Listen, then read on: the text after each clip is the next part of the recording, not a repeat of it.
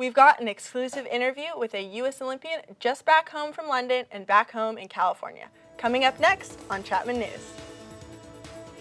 Hey everybody, welcome. Nope.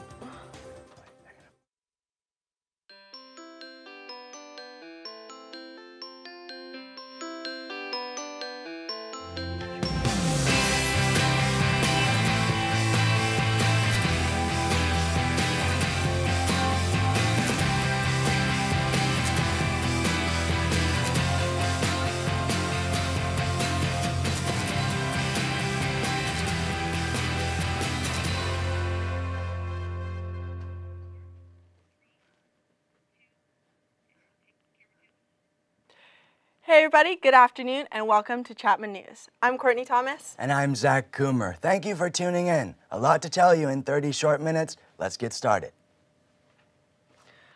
A 9-year-old girl was hospitalized after being hit by a car in Orange Wednesday afternoon. The victim was on her way home from California Elementary School when the driver ran a red light and struck the young girl. She suffered a brain hemorrhage and several contusions. However, her injuries are not believed to be life-threatening. The vehicle involved was a dark sedan with a broken window on the passenger side. If you have any information, please call the Orange Police at 714-744-7444.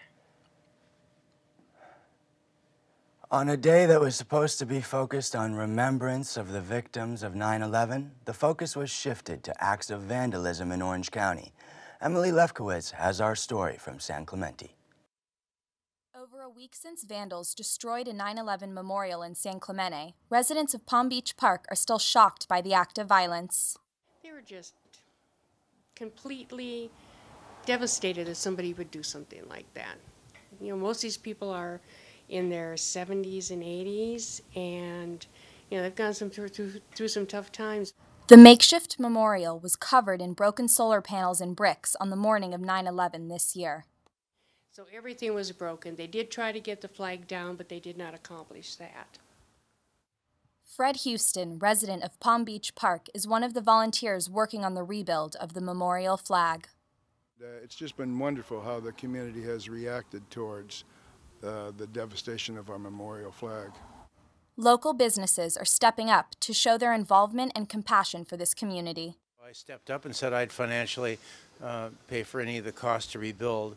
And so I thought it was my obligation as a citizen and also as a member of the community to do that.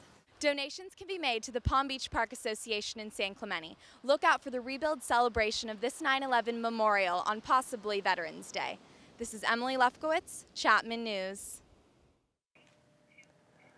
To find out how to get involved in the rebuilding of the 9/11 memorial, contact the Palm Beach Park Association in San Clemente at 949-492-3344 or visit their website at palmbeachpark.org. Over the last year, residents of Fullerton have found it tough to move around the community because of construction. Now, the major renovations are almost complete. Annie Ackerman has more. Community Center in Fullerton, which has been under construction for about a year, is almost ready for its grand opening. I had the chance to catch up with Alice Loya, one of the project managers, who gave me a sneak peek of the indoor pool. Is this pool going to be open to the public? It is going to be open to the public. We're contracting with FAST. They're going to provide public swimming lessons. You can come and pay for swimming lessons, aqua fitness, and we'll also have some lap swimming and open swim for kids. Nick Thomas, one of the project supervisors, says residents can expect an indoor basketball court, classroom spaces, and cozy rooms with fireplaces. He shares his most rewarding part of the project. We finish it, we turn it over to the city, and it's there's a lot of happy people that will get to experience it for the next 50 years. And as you can see, the building is still under construction. It's a hard hat zone for now, but on October 6th, residents of Fullerton will be able to enjoy the brand new community center. From Fullerton, Annie Drew Ackerman, Chapman News. The grand opening of the Fullerton Community Center is October 6th from 11 a.m. to 2 p.m. and all Fullerton residents are welcome. Early this morning, the Bishop of the Roman Catholic Diocese of Orange announced his retirement after 14 years. Bishop Todd Brown is best known to Chapman as the man who won the bidding war for the Crystal Cathedral. Throughout the years, he also led a 1.2 million parishioners of the OC Diocese through difficult times of the child sex abuse scandal in the early 2000s. In 2004, Brown oversaw the payout of $100 million to 90 victims. While he was praised by the church for his actions, victims condemned how he dealt with the situation. Bishop Brown will be in his position until his successor, Fort Worth Bishop Kevin Vann, is installed later this year. The Space Shuttle Endeavour took off for its final journey this morning at the Edwards Air Force Base in the Mojave Desert. The shuttle will fly over Sacramento, San Francisco, and finally Los Angeles. Once arriving, it will fly around several local landmarks like Disneyland, Hollywood, and the Queen Mary before making its way to LAX, where it will stay a couple of weeks in mid-October. The shuttle will be trucked to the streets of Los Angeles to its final destination. The epic 12-mile journey in the streets of LA will last 2 days. Endeavour will be the newest spacecraft to be a part of the exhibit at the California Science Center. Anaheim is getting ready to celebrate the start of construction for the transportation hub Arctic. Shamola Kakar has more on this bold project. Arctic, Anaheim Regional Transportation Intermodal Center, an upcoming transportation hub that will be known as Orange County's Grand Central Station. Arctic will be constructed after 15 years of its initial proposal. Council member Chris Murray tells us why. Transportation projects of this magnitude take a number of years. You have to go through a very strenuous environmental process. Arctic will be a 67,000 square foot building consisting of 3 stories. Its neighboring landmark is the Angel Stadium. Arctic will be located between Angel Stadium and the Honda Center. It is close to locations such as the Anaheim Garden Walk, Convention Center, and Disneyland. Transport such as Amtrak and Metrolink rails, OCTA bus service, tour buses, and a bicycle sharing program will be available. We have tremendous transportation needs, and to be able to consolidate all of those in a gateway intermodal center for the county and the region is incredibly important long term. Here at Chapman University, many Chapman students may find Arctic beneficial. Better travel times or a more flexible schedule. I definitely think it's going to be helpful for students who have internships or part-time jobs. When you don't have a car, you're constantly depending on other people. So to be able to have transportation like that, I think is awesome. The current projected budget for the construction is about $188 million, with most expenses falling under the construction of the terminal and roads. The budget has been approved all round, but some local critics are questioning whether their tax money has been put to good use. However, the new hub will create 5,000 new jobs and will be environmentally friendly. This is Shamola Karkar for Chapman News. The center will open November 2012 with a potential capacity of 1,000 passengers daily. Up next, we've got our weekly weather update. Please tell me it cools down a little. Hey Wes, help us out. What's it looking like for the weekend? Well, you'll have to stay tuned to find out. Coming up next, I'll give you the 5-day forecast and your surf report. That and more coming up on Chapman News. Nice. Yes, go! Yes! No! Come on!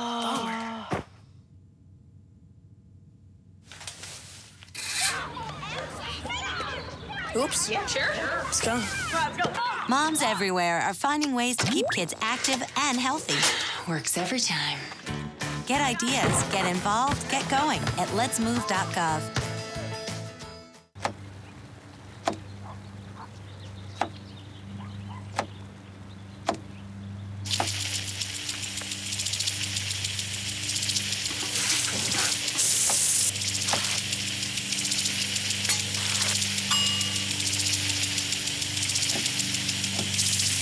Clean kitchen surfaces, utensils, and hands with soapy water. 1 in 6 Americans will get sick from food poisoning this year. Keep your family safer. Check your steps at foodsafety.gov.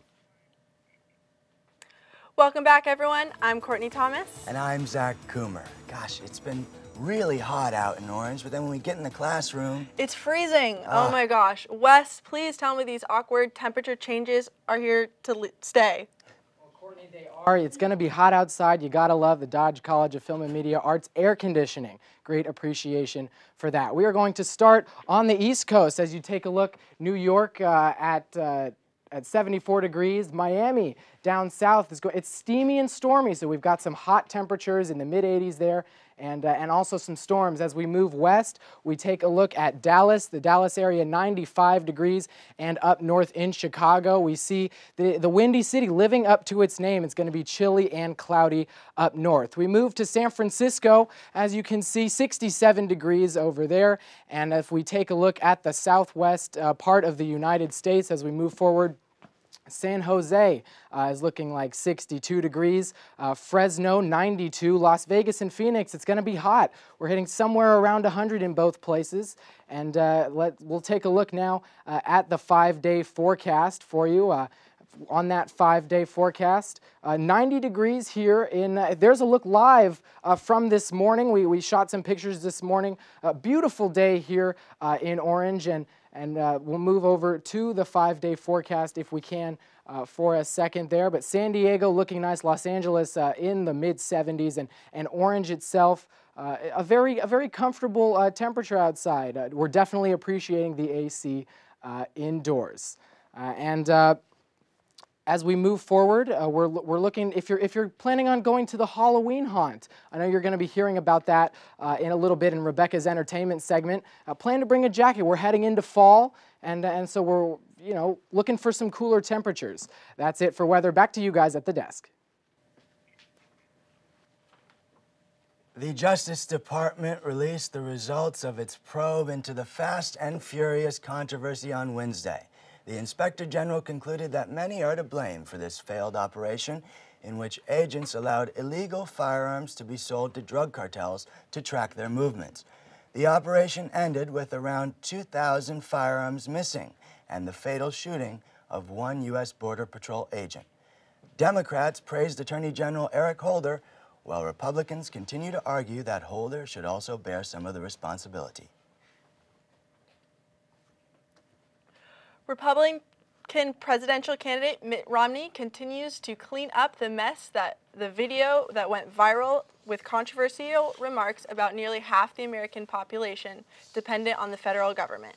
Chapman News reporter Amanda Sarantino goes into detail on the governor's claim to the controversy.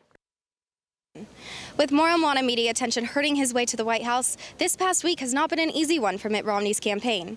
A secret video posted by left-leaning magazine Mother Jones showed Romney speaking to a private fundraising event about the 47% of Americans that he says, quote, is not his job to worry about. There are 47% of the people who will vote for the president no matter what. All right, there are 47% who are with him, who are dependent upon government, who believe that they are victims, who believe that government has a responsibility to care for them, who believe that they're entitled to health care, to food, to housing, to you name it. That it's an entitlement, and the government should give it to them. And they will vote for this president no matter what. Romney also stated that his father, former governor of Michigan, George Romney, was born in Mexico to American parents in another featured video on the website. Had he been born of Mexican parents, I'd have a better shot at winning this, but he was not. The secret video also leaks Romney's strategy of carefully campaigning his wife, saying, "We will use Ann sparingly right now so that people won't get tired of her." The big question now is, what does Romney need to do when it seems his campaign is struggling? We spoke to Chapman political science professors for their perspective on Romney's next move. You should stick with a story for credibility. If you truly believe that smaller government can resolve the life of people, it is the best way to go. When you have that much criticism coming at you and your campaign with so few weeks left, it only seems to be feeding into this narrative that has been out there about Romney, that he does not connect with the average American. Each donor paid $50,000 to attend the fundraising event. However, the investigation is still underway as to who captured and released the footage. Amanda Starantino, Chapman News. Romney held a press conference to discuss the video, and he admits his remarks were not eloquently stated, but that his campaign is about helping people become responsible citizens. A new online system for voter registration was launched this week that does not require paper applications. The system could shave a week or more from the entire voting process. The new system will also link other state departments, like the Department of Motor Vehicles. Government officials hope online registration will increase voter turnout in November. Almost 10,000 people filed registrations on Wednesday's launch day. The Olympics have been over for a month, and now the athletes are adjusting to life back home. Some were treated to a very special opportunity this past weekend. Chapman News sports director Wes Rappaport caught up with the Olympian back home in the Bay Area. Hi, I'm Lily. Meet Lily Zhang, a member of the 2012 U.S. Olympic table tennis team. Zhang has won over 24 table tennis titles, nationally, internationally, and she's just 16. The high school junior discovered the sport 10 years ago. I really liked it, so I kind of quit the other things that I was doing like violin or gymnastics, and I started table tennis, so it just kind of started from there. Lily worked with her coaches to improve and quickly made it to the final rounds of national competitions in Chile, Canada, Sweden, and the United States. In 2011 alone, she won or made the finals more than a dozen times. I made the U.S. national cadet team, and that really motivated me to start looking forward to the future in the Olympics, so it's been a long road. In London, she brushed shoulders with Michael Phelps, Ryan Lochte, Kobe Bryant, and LeBron James. This week, she missed a few days of school because she was at the White House, meeting the President, Vice President, and First Lady. Lily says that even though being a full-time student and world-class athlete can be stressful, her parents support her, and she has Rio 2016 on her radar. My family has been so supportive of me throughout all these years, and my parents, no matter what I've been feeling, whether I'm losing or whether I feel down, sometimes they always pick me back up. Will we see you in Rio? Yeah. Lily's road to the Olympics has been documented in a movie, set to debut early next year. And get this, Lily Zhang still doesn't have a ping pong table in her home. In Palo Alto, Wes Rappaport, Chapman News. Wes talked to some of Zhang's teachers, and they agreed that meeting the president was a pretty good excuse to miss class. Some unlucky riders were stuck on a Knott's Berry Farm ride for more than 3 hours this past Wednesday. The ride, Windseeker, broke down around 4 p.m. and left riders suspended 300 feet in the air. Officials said that the brake froze as the ride was beginning its descent. Maintenance had to manually crank the ride down to the ground. This was the second time that the Windseeker has broken down in 2 weeks. Good news, no one was hurt.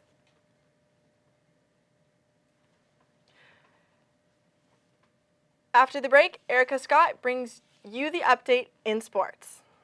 Coming up in sports, Chapman volleyball on a roll, plus exclusive video from the Kellogg's Tour of Gymnastics Champions at the Honda Center. The best campus sports show is next.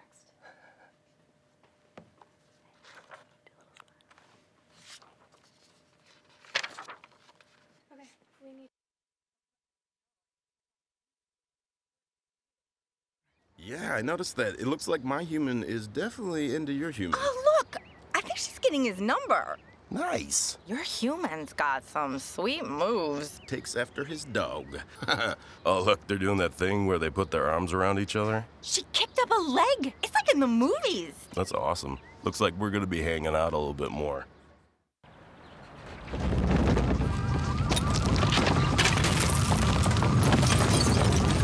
Up to 40% of businesses never recover after experiencing a major disaster. Make a plan at ready.gov/business.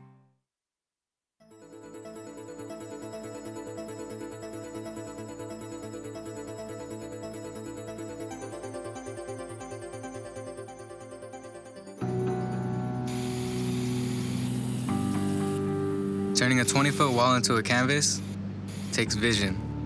So will getting into college. I've got what it takes. So do you. I just moved in with his family, and it's embarrassing. The little one, he likes to go outside and crawl around in the giant litter box. I don't know what he's doing. Oh, poop already. You're making me nervous. Hey guys, welcome back. Once again, I'm Courtney. And I'm Zach. Thanks for staying with us. Big sports news tonight. Chapman Volleyball still undefeated in league play. Erica Scott is here with us with the latest. What's going on, Erica? Hey guys, how's it going? Zach, Courtney, it's Sports Show. The Chapman women's volleyball team entered this week with a record of 8-2. They took on Redlands Tuesday night, and Bailey Maloney has the spikes and digs from the Hutton Sports Center. There was an overwhelming amount of energy and optimism in the Hutton Sports Center Tuesday night as the Chapman Panthers took on the Redland Bulldogs. We have each other's backs on every play. and we just have fun together. The Panthers needed a roaring comeback in the first set and then held off a determined Redlands team for the 29-27 win. At the end of the games, when we had 5 points to push, we just turned the energy on as high as we could, and that's when, like, we know we're going to win when that happens, but it just took a little longer than we would have hoped. In the third set, Panthers could not put away the Bulldogs, who came from behind to tie the set at 20-20. In the end, senior Ashley Gideon scored the final 4 points to win the game. Tomorrow, the Panthers host Pomona Pitzer. The women are looking to go to 4-0 in the SCIAC Conference. This week, the Fierce 5 gold medalists from the 2012 U.S. Olympic Gymnastics team joined past champs Nastia Lukin, Chelsea Memel, and Elisa Sacramone at the Honda Center for the Kellogg's Tour of Gymnastics Champions. Gabby Douglas, the 2012 all-around gold medalist, showed off her Olympic talents along with Allie Raisman, Jordan Weber, and Kayla Ross, giving the crowd a taste of their gold medal performances in an exhibition that started at 3 p.m. Also performing, members from the men's Olympic team. Michaela Maroney stood by with a leg injury, cheered on her fellow Fab Five members with the 07-08 U.S. all-around Olympic champion, Shawn Johnson. The tour continues today in Sacramento, and the girls will travel to Utah tomorrow to show Salt Lake City their skills. Visit usagym.org for more information. The Black Keys, the LA Lakers, and luchador Rey Mysterio. Things you can see in the next few weeks at the Honda Center. Something you can't, the Anaheim Ducks. Adam Urbitz has the latest in the NHL lockout.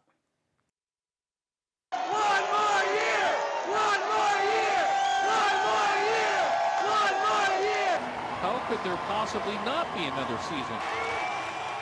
And Teemu Selanne will be back, again. But just because there's still gas in the tank doesn't necessarily mean the engine will fire up. He wants his one more year. At this point, hockey isn't giving it to him or the fans. We are 6 days into an NHL lockout. NBA and NFL fans, this should sound familiar. The Owners and NHL Players Association have yet to reach a new collective bargaining agreement, and currently no talks are even scheduled. We need to get to making a deal and doing it soon, and we believe there's ample time for the parties to get together and make a deal, and that's what we're going to be working towards. The first casualty, 60 preseason games, potentially all of the rest to come. That's what happened the last time the NHL season was locked out in 2004 and 2005. Now, this is the NHL's 4th lockout in the last 20 years, and Teemu Selanne is not happy with the way that NHL Commissioner Gary Bettman is handling the situation. In fact, earlier this week in a blog post, he stated, quote, "He is certainly the NHL's most hated person.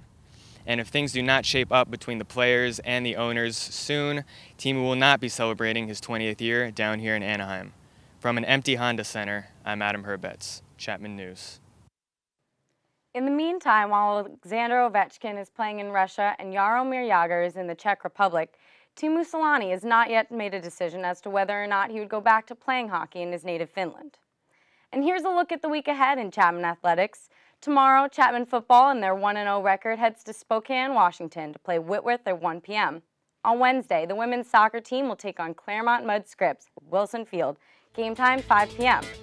Men's water polo plays Santa Clara in the Aggie Shootout in Davis at 3 p.m. on Sunday.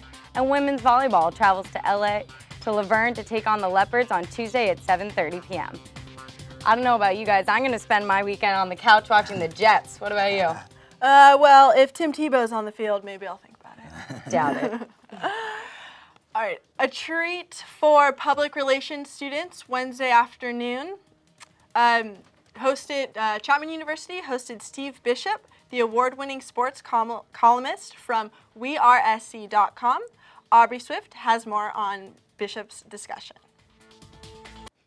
Steve Bishop, one of the best-known sports authors in Southern California, came to Chapman University on Wednesday to show that he can not only write newspaper articles, but has accomplished much more in his 40-year career. I always try to bring in journalists that have a good sports background.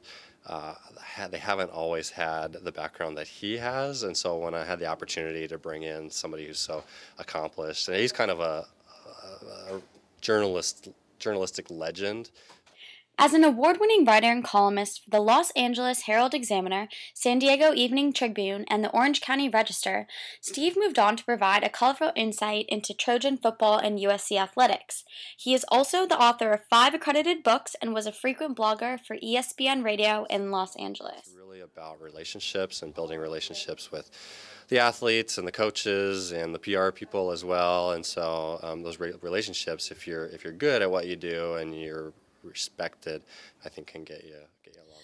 Bishop made sure to make a point of these relationships during his discussion. You know, PR and media are going to have to get along, and one can help the other. I think it's still a delicate line, and they're going to have to learn when to cross and when not to. Steve Bishop provided a clear perspective for students of how PR and journalism are slowly moving closer together in the ever-changing world of sports. This is Aubrey Swift reporting for Chapman News.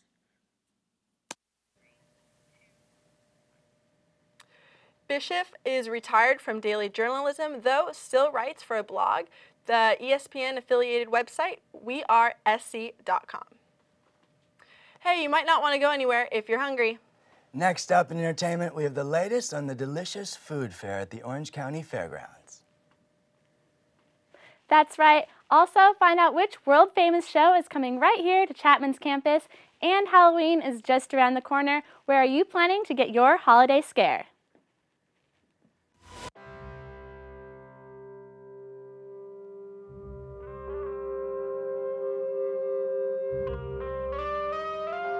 $7,000 high school students drop out every school day. That's a line of desks more than 4 miles long. We can keep students in school. Visit boostup.org and take the first step. In the small town of Elmira, New York, a boy was born into an all-American family. The odds of him achieving his dream in the fashion industry? 1 in 23 million. The odds of having a child diagnosed with autism? 1 in 110. I am Tommy Hilfiger, and my family is affected by autism. Learn more at autismspeaks.org/signs. So, I got this new family, and I don't know what it is about this one, but she can't seem to put down that toy all day long. Tap, tap, tap, tap. Oh, and she even talks to it. She talks to that more than she talks to him. What's up, bro? Nice shirt. Who's she talking to? Her mom? She talks to her mom a lot. Welcome back. I'm Courtney. And I'm Zach. Hey, Zach, did you know Circus du Soleil is coming to Chapman? No, that's awesome. Yep. Well, let's shed some light for you to toss it to Rebecca. Let's find out more. Thanks, Courtney. Welcome to the entertainment segment. I'm Rebecca Roberts. The Cirque du Soleil Entertainment and Technology Symposium is on campus again. This one-of-a-kind educational program offers registered guests hands-on training from Cirque du Soleil professional artisans. The 3-day experience will offer classes ranging in over 16 topics like makeup, costuming, and stage management. The event intends to promote the collaboration between the performer and the technician. The symposium will take place between October 12th and 14th. The deadline is just around the corner, 1 week away on October 1st, so if you're interested, simply sign up at www.chapman.edu/cirque. Calling all OC foodies, do you ever have trouble deciding where to go to dinner? Well, I found just the place for you. Every Wednesday night, the OC Fairgrounds parking lot turns into the gourmet food truck mecca, giving hungry visitors a little bite of everything. This week, trucks featured there included fresh fries, burnt Waffleicious, and 9 others.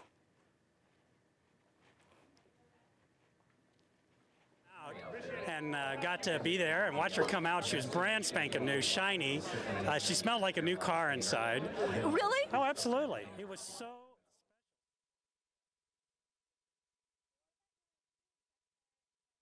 We'll never have the same lineup of trucks, so you'll always find something different every week.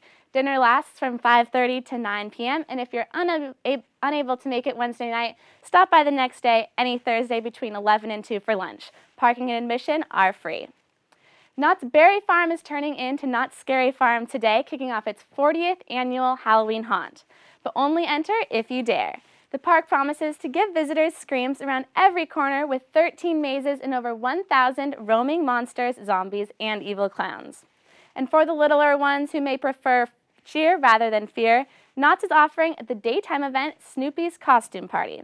This non-scare celebration includes shows, activities, and of course, trick-or-treating. Halloween festivities start today. And that Patriot-Raven game won't be the only Sunday primetime ticket event on TV this weekend. Television's biggest night, the 64th Annual Emmys, will air on ABC with host Jimmy Kimmel, who is sure to bring some laughs to the viewers. The FX American Horror Story and AMC's Mad Men lead the night with 17 nominations each. Other shows to watch include Downton Abbey, Homeland, and 30 Rock. Which show will take home the most wins? Start watching live this Sunday night at 4 p.m. Pacific time to find out. Well, that wraps it up for entertainment and things going on in Orange County this week. Courtney, Zach, are you guys planning on going to Halloween haunt before Halloween? I think possibly. I went 2 years ago. The costumes and the makeup are awesome. It's crazy. That's great. Well, that's our show, guys. I'm Zach Coomer. And I'm Courtney Thomas. Have an amazing weekend.